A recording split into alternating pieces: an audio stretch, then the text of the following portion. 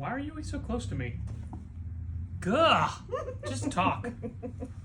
So, we're here to talk about the new release comics that come out tomorrow on Wednesday. Not only is it new releases, it's local comic shop day. Yes, we've got a ton of local comic shop day variants, very special. Some variant graphic novels too, which is pretty cool. The coolest one that I think we have is probably the 8 Billion Genies one. It's a reprint of the first issue, which you might know is very hard to come by.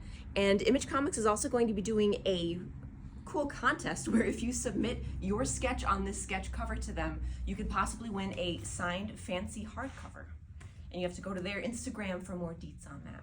I'm gonna make my genie look just like Dal. Total win. Total win. You don't need to draw any hair on him. You'll have to erase this to erase the hair. Right down.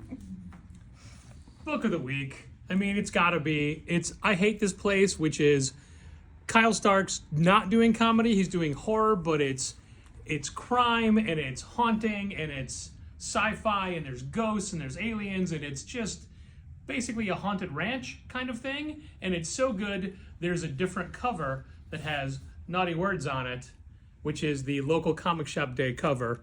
This collects the first story arc, and we have both to choose from. It's real good. It's real good. Yeah, I just said that. I agree. Next, I want to recommend Once Upon a Time at the End of the World, which is a name I am stumbling over. Been doing so all day. It is written by Jason Aaron with art by Alexander Tefenki, colors by Lee Lowridge. It's the first arc of a planned 3-arc series, and each arc is going to have a different artist. And it's just like this really sweet story about this really cute couple meeting, obviously, during an apocalypse. And they're just kids and they're really sweet and the art's great. It's Jason Aaron. I mean, of course it's going to be awesome. So.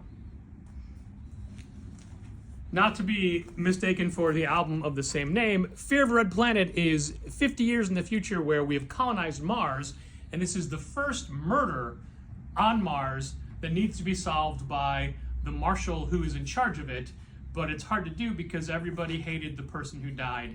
It's like a neo-futurist Western, but on Mars. It's about a Martian marshal? Yeah. Next up, I've recommended this every month that's come out so far because it's an anthology and I can. It's new creative teams, each one. This one has a story by Francesco Francavilla and El Marlo Francavilla. So if you've been liking Night of the Ghoul, Francesco Francavilla interiors, you can get more of that in here. It's also interiors by Jorge Corona with writing by Ariella Cristantino. Not the only Francesco Francavilla book of the week, is it? No. New this is. Molly? You did that specifically so you could say that, didn't you? This is my most anticipated release of the week. I've been super into Doctor Strange as of late, and this is written and drawn. Yes, that's why I wore this shirt. Written and drawn by Treadmore, who I love, so this was like made for me. It's great, it's trippy, it's weird, it's weirder than Doctor Strange has been in a long time, and it's just gorgeous. Like if you want to see some art that's gonna melt your brain, get this one, it's so good. Down, I love Treadmore first. We had him here for an art show. I was here for that. Yeah, but we did it. 39 years ago, when I was a freshman in high school, in a whole different world, there were ads in a DC comic for an upcoming book. The book hadn't come out yet. It actually didn't come out until that summer, but it came out, and I was so enthralled by the way it looked and what it represented without ever having read it. Now, 39 years later, Frank Miller and Ronin are back. This is such a nostalgia trip, and even better, Frank Miller is not drawing it. My last recommendation is a little graphic novel called Super Trash Clash. This is once again really cute. It's very wholesome. It's just about the main character who gets a video game they didn't want for their birthday because their mom, that's the only one they could afford, and they didn't realize, which one to get. She trades it to a friend and then realizes, oh my God, I have to get that back or my mom is gonna be so mad. The mom doesn't actually care, spoiler, but the journey in trying to find that other video game is super cute. These next two books I haven't read, nor will I, but I think I'd be doing Dal a disservice if I didn't at least mention them, and maybe he can say a few words about these. Sure. In Patrick's right hand, left screen, we have Kamen Rider Zero One #1 from Titan. This is a all-new American continuation of Kamen Rider Zero One, the tokusatsu superhero series from just a couple years ago in Japan. That's a word. It really is.